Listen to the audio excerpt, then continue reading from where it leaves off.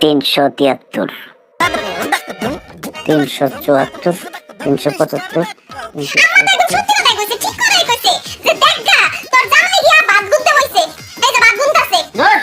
দিলা না ভুলে কত গুনছিলাম ভুলে গেছি আবার বলুন থেকে গুনতে এক কি শুরু করছো তুমি? দুই তুমি এমনি ব্যাটাইতেছো কেন? আচ্ছা এই যে বাদ গুনতেছি এর যে জোড়া বাদ দুইটা একসাথে লাগানো এটা কি একটা গুনুম না দুইটা গুনুম? কলা যদি জোড়া থাকে তাহলে তো একটাই গুণা হয়। 2 3 তুমি যে গুনতে গুনতে বাদগুলোর একদম কসলা মাথায় ফেলতেছো।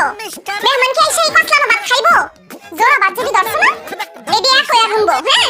আর যে আধা বাদ কি আছে ওডি কি হইবো? ওডি তো অর্ধেক হইবো। আর তিনটা বাদ যদি এক লগে থাকে ওইটা আবার দুইটা হইবো। এবার গুনা শুরু করো। আর দুইজনে যে কইছে লাখ লাখ বাদ খামো, দুইজনে কি 2 লাখ বাদ খেতে চাইছে নাকি 2 লাখ 2 লাখ 4 লাখ বাদ খেতে চাইছে? এটা তো কয়া যায় না। এটা একটু ভাবো।